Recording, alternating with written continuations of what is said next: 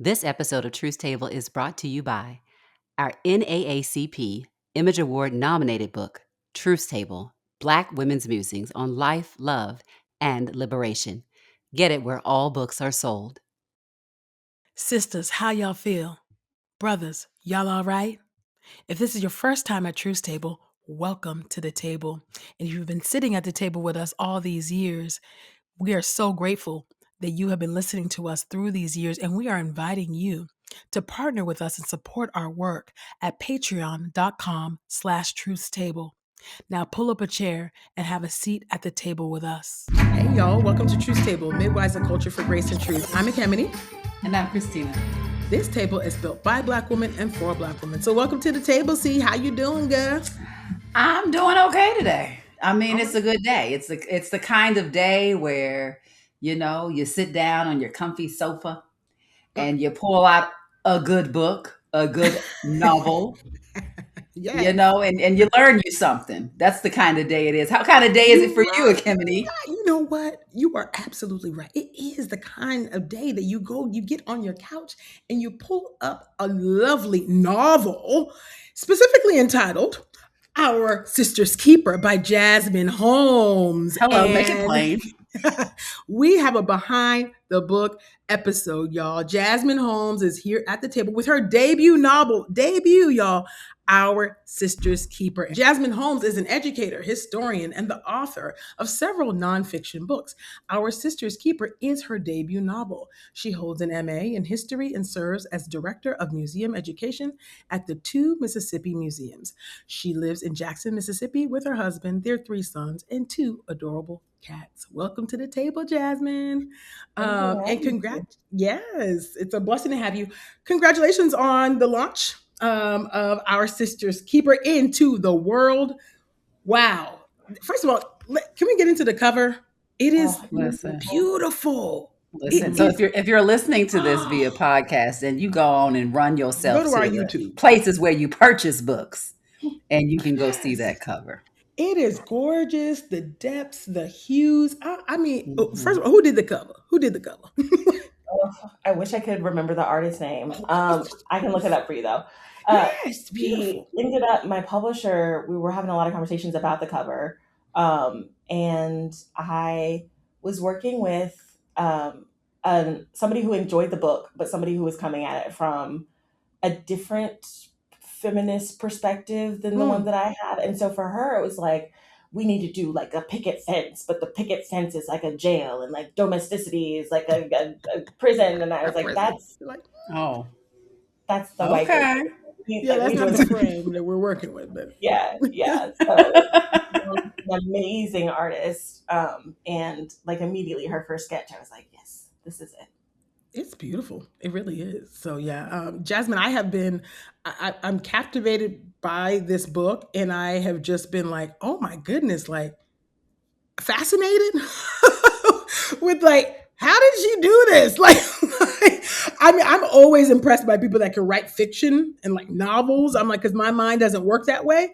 And so I was like, these names, the characters, the dialogue, I was like, how? And then I love the historical import. It even just the song choices, the hair products being used. I'm like, what?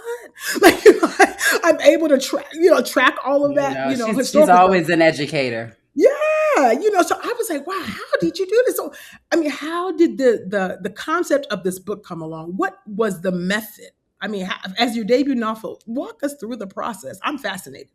Yeah, so it really started in I think the end of 2021. I was doing more work on Instagram because I was releasing another nonfiction book, and I mentioned one of my favorite books by an author named Bethany C. Morrow. And Bethany is one of my favorite writers. She writes speculative fiction, and she reached out to me and was like, hey, I've seen you mention a couple times that you would like to write fiction. Like, what, would you want to talk to me about it? And so I was so excited. We had our whole like date, and I sent her some of my stuff, and I was like, I can't wait to talk to her. And we get on the Zoom call, and she says, I read your stuff. And I was like, what did you think? And she's like, it is bad.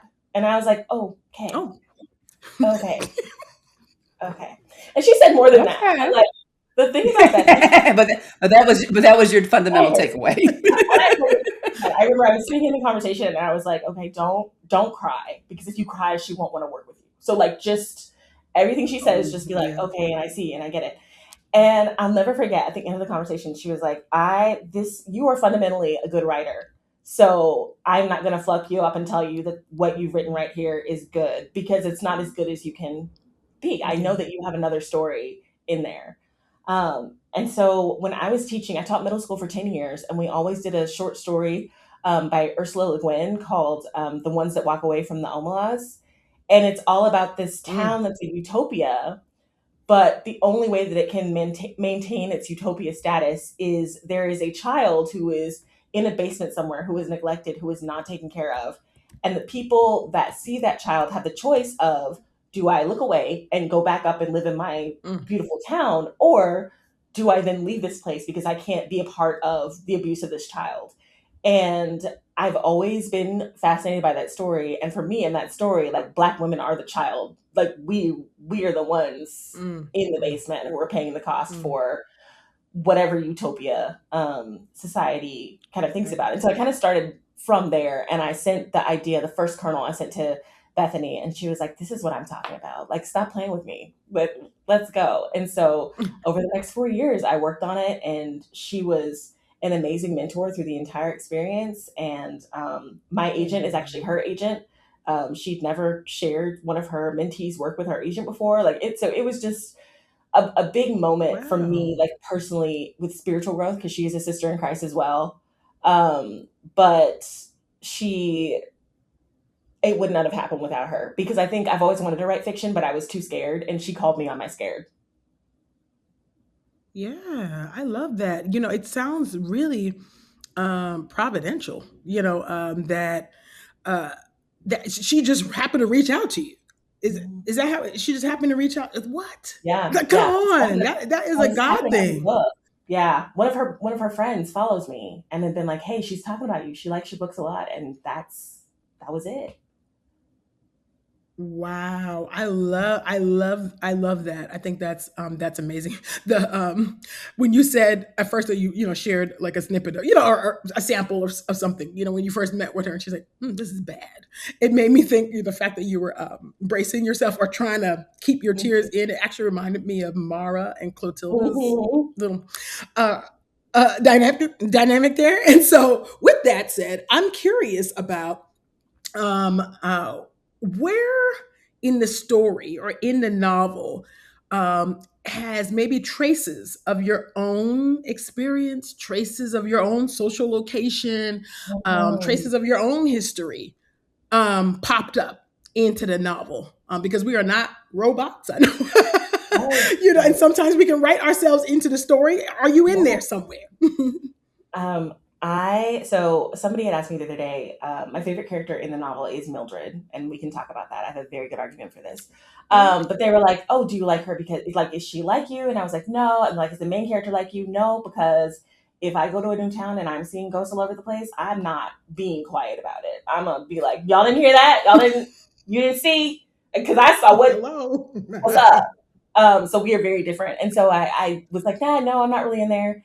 And when I listened to it for the first time, I went to therapy the next day, and I was like, chat, this song is about me. Like, I didn't realize it until after it was already done, written, that it was kind of echoes of growing up in majority white evangelical context and kind of finding my way Mhm, through that idea of womanhood and what that looks like. And mhm, being this job that I have right now is my first time kind of working in corporate America. It's my first time being in charge of adults and like being a boss and being, so all of okay. those things I think were kind of coalescing at the same time that the book was being written, and I didn't even realize that. So no character is me, but like the entire experience, I almost feel like I am the town, and I'm like learning how to Mm, give into those okay. feelings. I like Oh, it. it's really Okay. interesting.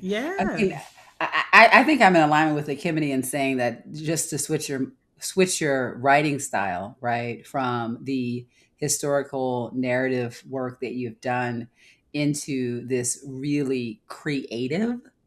and conversationally vibrant, dialogue vibrant novel is just such a switch. And I want to go back to some of the mechanics and talk a little bit about your process of character development. You just talked a little about, well, I think I actually represent the town, but if you could introduce to us the process that you went through in birthing a couple of your signature characters in this book that the readers are going to be introduced to. Yeah. Oh, I like that question. So, like I said, Mildred is my favorite character, and she is kind of an antagonist. My husband is from Holmes County in Mississippi, and Mildred is from Holmes County. And he just finished reading it, and he was like, "Why did you put her in home?" And I was like, "Because I love her, and I love you, and you're from the same place." The way that I kind of went about developing Mildred in particular, this, first of all, to back up, the entire idea of having this perfect utopia of a town in the 1920s, and this idea that we would all like to think that if we looked at the child in the basement, that we would leave the town. But if you add the complication of she has 7 children and she has a husband and it's the Jim Crow South and she's trading one thing for another, and she has all of these layers of choice that she is making, consciously making. And so she was the realest one to me first. It actually took me a while to make my way to Thea. I would say like Mildred was the first one who was super clear to me. And then Clotilde was very clear to me, as just somebody who, again, is not an evil person, but has counted the cost and has decided that the cost that she's asking of these girls is worth it for the future that she thinks that she can have. And again, like I think both of them are kind of born out of this, out of my past as somebody who was kind of raised to be a wife and a mother, and raised to be a stay-at-home mom, and raised to be, a caretaker, and raised to be, and so those voices are always in my head. And so their voices were really easy to hear. Thea was harder for me to hear, because like I said, I go to a town, I see some ghosts, I'm spilling the beans. Like we talked about it. And so kind of getting into her head as somebody who, she's very observant. Like the entire town kind of happens through her eyes when she gets there. And as a writer, you always have this fear that you're going to have a character who is only a vehicle to move the story forward, but like not a fully fledged character. And I was really afraid of that with Thea. But her observation and her understanding and her processing, I think, is a really important way for readers to kind of understand and be introduced and to process the town. And so the more I understood the town, the more that I understood Thea, because she was constantly reacting to it. It felt like a dance. Thank you for that. Yeah, as I was reading, I was thinking like, I was thinking Thea, and tell me if I'm wrong. It's going to lead into my question. Thea, Althea is her full name, but is a composite of like Ida B. Wells, Barnett, my favorite, Nanny Helen Burroughs, personally, and so many others. It's kind of who I was thinking, these, kind of club, Mary Church Tyrell, these are the formidable, sheroes, if you Club will. women activists. Mm-hmm. Yeah, exactly. And so I thought of her as a composite. I'm wondering about, first of all, you can tell me if I'm wrong. Second of all, I'm curious. Okay, wonderful. I got an A. No, I'm curious about who else, who are some of the other characters in the book. What are they historical composite of? Who are some of the people from history that you're kind of calling forth in the book as well? And can you set the setting too for the book? Because I don't think we've done that. Because you're the first person. I'm just realizing you're the first person that we had on the show that's done a fiction book, right, Christina? I don't think we've ever done. Yeah, we've had people who have done fictive works like movies. But movies, but we've never done a fiction book, but not right? a novel. Mm-hmm. Or a novel. Okay, so this is different for us because usually but and then so talk about the historical figures you're calling forth kind of in the book, and then maybe set the scene, and the context for the book for us without giving it away. Decided to build. Yeah. You are 100% right, Ekemini, about the composite of the Nanny Helen Burroughs, the Frances Ellen Watkins Harper, the club women of that era, and then also just like the woman, I don't know, to me she's like the dream, like she's the dream early 20th century black woman who's like trailblazing and making a way forward. And so they were definitely all a part of who she was. Kid was heavily inspired by William Monroe Trotter. I love William Monroe Trotter. Kid's not as fiery as him, but he definitely was a part of that character development. And then honestly, Mr. Benson is inspired by Booker T. Washington, to be 100% real with you. Um, so the town is it's 1927 when the story starts. It is an all black town in Mississippi. Again, that kind of all black town inspired by the idea of it was kind of for me inspired by Mound Bayou here in Mississippi. Except the way that this black town kind of flourishes is that the black men who enter the town are able to get rid of all of the burdens of being black men in America, and in that way are able to thrive in this town. The underbelly or the underside of that is that there's a group of women who have to take on these burdens and kind of exist with them so that these men and these families who are not their families can thrive. Yes, it reminds me. Thank you for setting that context. For our audience, it reminds me of. I didn't know this was going to come to mind, so I don't have the citation, but it reminds me of the conversation between James Baldwin. Oh my goodness, and oh my God, why am I blanking right now? Nikki Giovanni. Yeah, Nikki Giovanni, when they were quite Yeah, young. Mm-hmm. I feel like it had to be late 60s, maybe early 70s somewhere, Mhm. and Nikki, I'll put the link if I can find it. I'll put the link in our show notes, in addition to the link for you to buy Jasmine's book. But in Uh-oh. that conversation, Nikki is talking to James Baldwin, talking about the dynamics really of black love, right? And what it means Mhm. for black men and women to be in partnership with one another. And she's like, fake it with me. Because when you go outside, you're faking it outside with all the white folk, and you're Right. carrying on like it's all good for you to get your Mhm. paycheck. But then when you come home, I feel the brunt of your rage. I feel the brunt of your trauma. And I'm saying, fake it with me, is what she Yeah. says. And so I'm curious about the ways in which East Cobb and the black women, as the my goodness, the burden bearers, Mhm. for The receptacles, the literally. receptacles, right? Yeah, yeah, Mm-hmm. yeah. For black male, for their the racial trauma and everything that they've been through. I'm curious about how that speaks into the dynamic between black men and black women. And how we have to be a people that see one another, and what does it require of us? Mhm. And what does it mean to resist that? And go the other way in Yeah. partnership together. Um, I think that a lot of what inspired the book is that conversation with Nikki Giovanni and James Baldwin. I remember watching that, and I'm a big. My youngest son is actually named after Oh James wow. Baldwin, because he is so important to both me and my husband. And Yeah. I remember the first time I watched it, and she was like, "Fake it with me," and I was like, "Yes, you."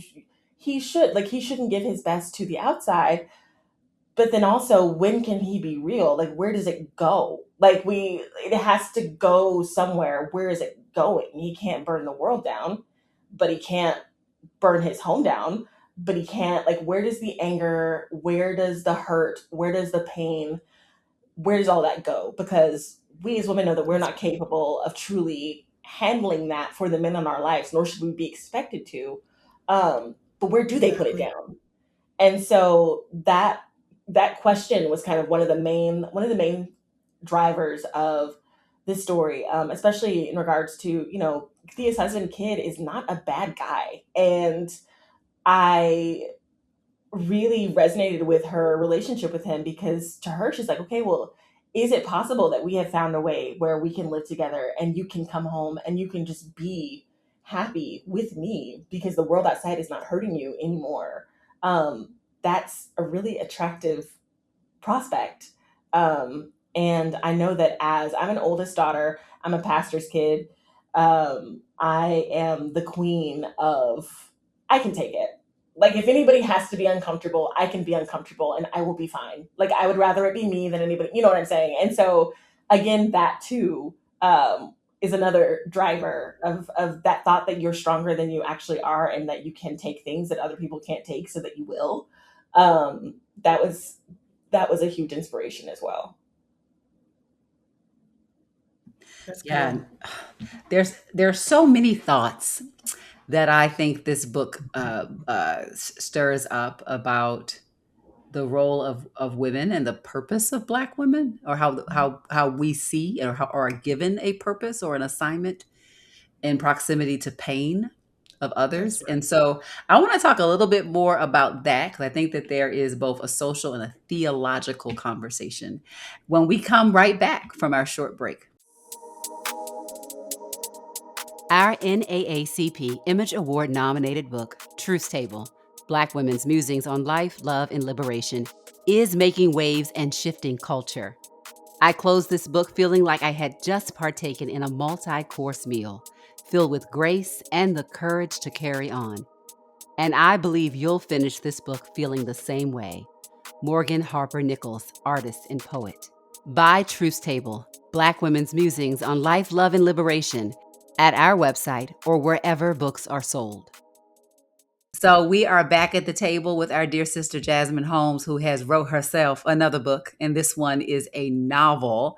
And because we know she is such a thinker and historian, you're gonna get a little sprinkle of that in this book as well, and really get into some fascinating characters that I think serve as mirrors to all kinds of stories, socially, historically, and even theologically. But I know when we create something, we love to hear what other people think about it, but it's hard to not have our own desire as well, for like, this is what I want y'all to feel about this book. So I am curious, as there are so many creative layers that speak to the dynamics of relationship and gender and culture and oppression, and how people make do in those conditions and how it shapes them. What do you want the reader to get out of this? If this book serves as a means to refine them in some way, what would be the evidence of that? I would love for them to consider the emotional labor that they ask of other people, or that they offer other people without recompense. Um, that that's probably the number one thing. I would like all different kinds of people to read the book, obviously, but especially Black women to be able to read and see a story where our anger is not something that is bad. Our anger is actually going to save us. That idea that hiding it and holding it back and being respectable and being, what the culture thinks that we should be, that's not actually what's going to get us where we need to go. That our feelings, that our passion, that our emotions are important, I think. So if a Black woman reads this book and feels seen, vindicated, I'm happy. Well done, because I definitely feel seen. Okay, I in that same vein, I'm thinking about what was coming to my mind as well when reading the book was the seminal work, of Barbara Smith and Co. All of the women are white, all the men are Black, but some of us Mhm. are brave. Yes. And I'm sitting with the objectification of Black women, um, to be the bearers of everybody The else's. utility. Hmm. Yeah, the utility, Hmm. the ways in which Black women are expected, to hold everybody else's trauma, to hold people's foolishness, the selfishness, of this nation. And I'm thinking about the 92%, to be quite honest, about, with regard to the presidential election, and how we're in the crosshair, of this regime. And so I'm curious if you could flesh out a little bit more about the ways in which Black women are exploited, and used in that way. That the superwoman tropes, right? The mammy and Sapphire, just do what you do, sister. I'm just really curious about how that's also coming up in the book. It can't just be in my own imagination, but you can let me know No, if it is. at all. There is a scene in the book where one of the groanings that Thea sees is a nursing mother, and that is very intentional because the mammification of Black women in the United States is at an all-time high. What I mean by that is this idea that Black women are caretakers, this idea that Black women are handholders. You know, you mentioned the 92%, and this idea that now we have to explain to people, and now we have to lead people, and now we have to hold people's hands while they come to realizations that we've known all along. Those are all elements that are definitely in the book. And like Kimmy, you've known me for a long time, so you've known me through a lot of different changes and iterations of myself, and I would not Yeah, have yeah, changed yeah. and grown without Black women. But and also the labor that Black women are asked to do in order to kind of absolve the culture around us, to make people around us feel better about what's going on and how things are going. And I have this there's a person at work, and they're always just, they come to work every day and they're outraged at what is going on in, in the culture, in the outside. And now they'll just look at me after they finish ranting and raving, and they'll be like, but I know that you knew about this. Yeah, this has been welcome, like welcome to the party. This, we've been here for a Right, while. right. And so that there's that balance of wanting to educate people and wanting to help people to understand clearly what's going on in the culture, but also being extremely fatigued by constantly having to educate people and hold people's hands and hold them accountable and move them through this incredibly scary but also not surprising season that we're in, as a country. You know, I think I'm just so struck by even just the foundational premise of a Black utopia at the expense of Black women. Mhm. And I think that is revealing about the relational dynamics between Black men and Black women throughout the history of the country, um, with a bit of a mythology that says if Black men are good, we will be okay, right? Mhm. And so I think that's just built in so thoughtfully into the narrative. But also, the book is this is not a specific Christian work. Mhm. This is a book that I think people who are in the faith and not in the faith, like anyone, could get on board with understanding and seeing the social implications of this. But I'm wondering how I'm wondering about your own faith talk as you developed this piece of this particular work, and yeah, what it revealed, what it showed about your own journey, your own theology. Yeah, what bubbled up for you in this process? Mhm. Um, a lot of it was trusting that God has better for me than this burden carrying lifestyle of this town. Um, I think when we think about rage, and to take it back, when I first started writing the book, it's gone through so many drafts and so many different iterations. And I used to feel that as a believer, if I was going to write a book, then I needed to like explicitly, like Romans wrote it in this book. Like we gonna come to Jesus in this book. But the only time that Christianity is Altar call at mentioned, the end. exactly, is the idea of rage, and the idea of punishment for the wicked, and the idea of justice, and the idea of that imprecatory part of the Psalms. And so, for that to be kind of the entryway, God is not pleased with the way that these Black women in this town are being treated. And God is not pleased with the silence that is being forced on these women. And that's really important to me, that He is not pleased, because it means that He wants us to live lives of fullness, and wants us to live lives of, He wants us to be allowed to be soft and to be vulnerable and to be helped and to be rescued. And um, that to me was just like a constant That's right. drumbeat as I was writing. Mm-hmm. Mm-hmm. Very good. Yeah, I mean, God wants us to be well. Like Mhm. God wants us to be well. He wants us to have life and life more abundantly. That's Yes. very real, and He wants that Mhm. not only for us. He wants that for Black men too, right? Absolutely. I'm curious about the ways I see so much potential for pathways of healing. Mhm. It's like if someone reads this book, picks it up, and gets the point that you're trying to poke them with, because sometimes people go read a whole book and miss the whole point. Okay, um, all the time. The book is I called the mean, Bible.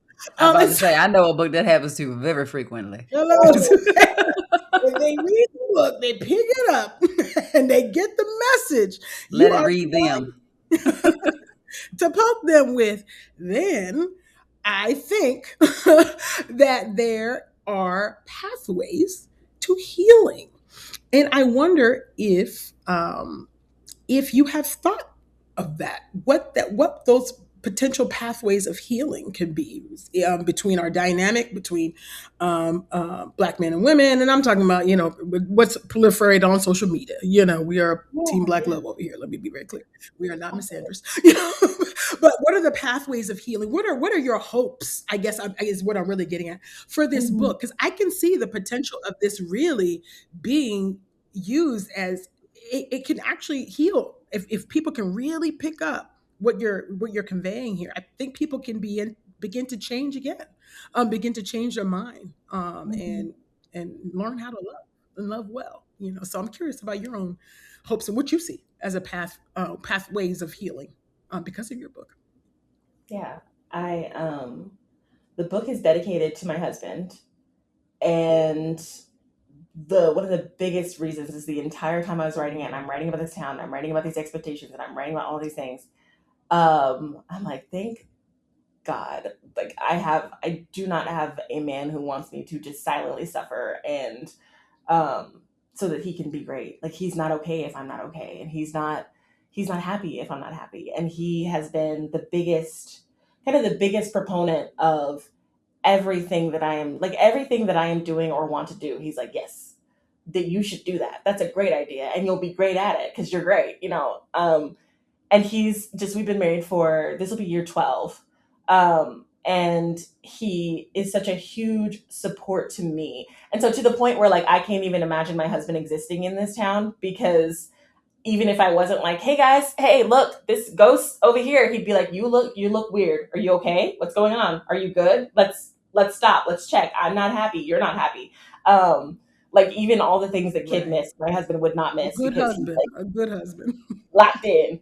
And so that's the standard. So I hope that people can read and see that that is a standard that they can pursue, and a real relationship that they can have.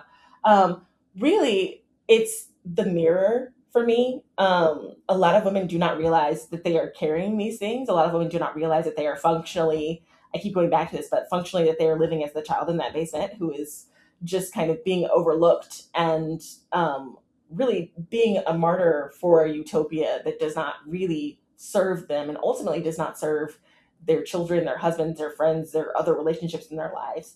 And so for me, one of the biggest pathways to healing that I hope happens here is that women read this book and they see themselves in these carriers and are like, oh, yeah, I don't want to be, because ultimately this is deadly. Like this is not something That's right. to play around with. And so I would love that. Mhm. And I would also just really like for people to um, understand. There's not a lot of white characters in this book because it's a black town and it's black people and we black love and we love that. But white supremacy is a character in this book for sure. And Oh so yes. also to see white supremacy in kind of a different way.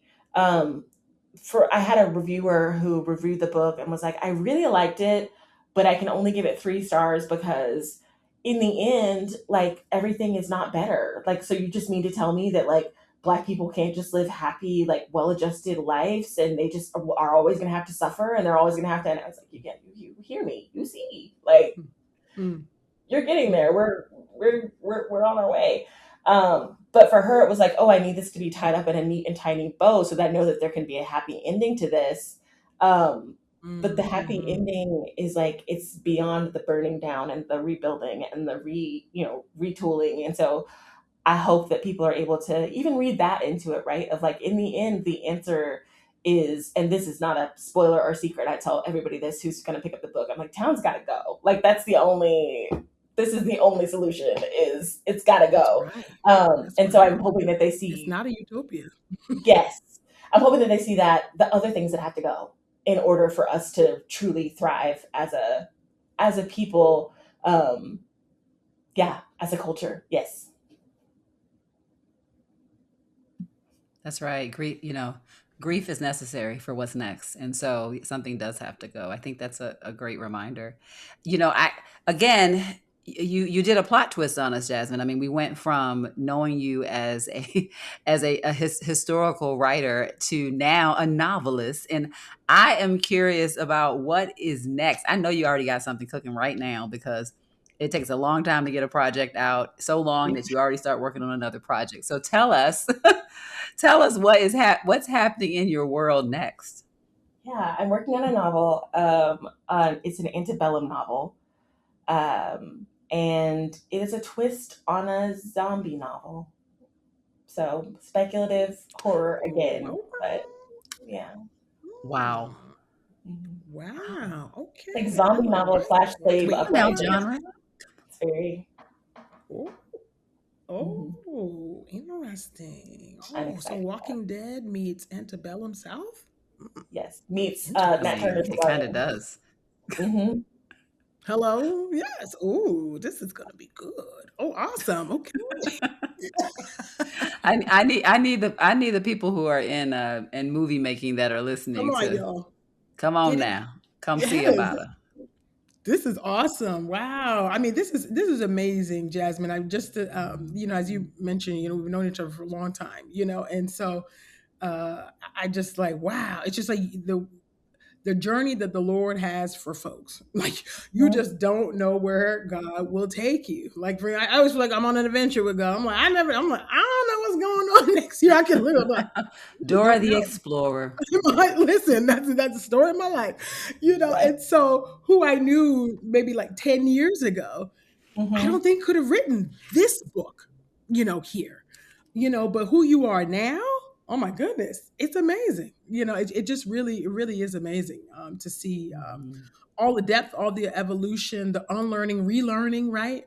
Reclamation, really powerful. I think you're a great example, of what it means to change and and just dive deeper into your calling and into your purpose. Just as you talked about, in this book, or lifted up in this conversation, um, just being in white spaces initially, and having to navigate that and what that means. And now your life just looks completely different. And I think it's amazing. I think it's a testimony to God's power, and your own humility to change, to think again, about whatever, all our different ideologies, political stances, all these things, we all have to do that work, to think again, to scrutinize our theology, go, why was I holding on to that? Okay, I'm going to drop that in Jesus' name. Because the book says, like, not doing it apart from Jesus too. I just want to commend you for that, I guess, because in some ways we see so many people deconstructing to the point that they're deconstructing themselves out of the faith. Right. Whereas I see you deeply anchored yet free, right? Free in your writing, free in your PhD studies, free in your work now, right? And working in the museum, like, I just see a freedom there that I just want to name that and lift that up in our conversation now. Yeah, thank you. That means so much to me coming from you, like Kimmy. I just got our first few conversations. We started kind of talking to each other and getting to know each other after 45, and so even like my reaction and understanding and knowledge. I was like, who's that? Who's that? Nobody. Yeah, it's true. You're right. 2016. Right, right. Yeah, 2016. That's true. 10 years ago. Mm-hmm. Yep, Yeah. yep. And so even that, um, the the freeness, I think, is something that I resonate with a lot too. Of sometimes growth Mhm. is scary, right? Because we don't know where we're going to end up, and so following it is scary because it's like where are you Mm-hmm. taking me? Sure. Yeah. Sure. But Yeah. trusting him to be there when we arrive is huge and something that I have definitely been learning. Yeah. I love that. That's awesome. That's That's well, wonderful. you've been learning and teaching along the way, as you have Yes. been bringing forward these really awesome gifts that have consistently highlighted um, the brilliance and the courage and the fortitude of Black women, especially Black Christian women. You have Yes. done this for years as you have become one of them. So Yeah. we're really, really grateful to feature this work and to benefit from all of these books. I'm ready. I don't even like scary thriller stuff, but I'm on. Listen, I don't, but I'm gonna be there. I'm gonna watch it. I'm gonna read. I'm gonna read it all. Okay. You get an exception, Jasmine. You get an exception. Because I'll be scary. Okay, I'll be scared. Thriller, That thriller audible still scared scares me. me. Thriller still scares me. I'm just saying. It still scares me. All right. But this Absolutely. is amazing. Jasmine, where can they buy the book? Come on Where can now. they support your work? Tell them all the things. Yes, they can get the book wherever books are sold. It helps so much if you ask your local library for the book. And I also am a huge proponent of indie bookstores. So yes, you can get it at Barnes and Noble, and yes, you can get it at Amazon. And accessibility is really important. But also, it's really important to support your local bookstores. And I would love to see this book Yes. in local bookstores for sure. And then I'm on Instagram sometimes. I went to grad school and fell off the face of the earth. I'm going to climb back up eventually. But when I do climb back up, my Instagram is Man. Jasmine Holmes. I'm there all the time. Love that. Yeah, of course. I Awesome. mean, grad school ain't no joke. Okay, so hey. Oh my It's its goodness. own special town. Uh, Girl, yes, it really is. It absolutely is its own special time. Jasmine Holmes, we are so grateful to have had you here at the table with your debut novel, Our Sister's Keeper. Y'all, make sure you get your copy. It is a captivating read. I think it's perfect for a book club, personally. So get into it, okay? Get into it. Buy a few copies, pass them around, and start reading this book together, okay? Come on. You can check it out. You can check it out on Audible as you go about doing your chores or driving. If you can't find the moment to sit down on your sofa, although I hope you can. Yes, yes, yes. And so we want to thank you all for taking a seat at the table with us this week. Let's keep the conversation going. Share your thoughts about this behind the book episode, Our Sister's Keeper, with Jasmine Holmes. You can share your thoughts on Instagram, Threads, or Facebook at Truth Table, or email us your thoughts at asktruthstable@gmail.com. Black women, did y'all know Truth Table has a Black women's discipleship group on Facebook? Well, now you do. Make sure you invite your homegirls and make sure they answer all the entry questions so they can be admitted into the group. And we would love to grow with you in there. Don't forget to rate and review the show on iTunes and subscribe on your favorite podcast player. Truth Table has a Patreon account, so y'all can send your love offerings to patreon.com/truthstable, or you can bless us at our PayPal, which is paypal.me/truthstable. Truth Table's audio producer is Joshua Heath. Our video producer is Daryl Bradford, and Truth Table's executive producers and hosts are Ekemini and Christina Edmondson. We'll see you soon on the next Truth Table. Bye, y'all.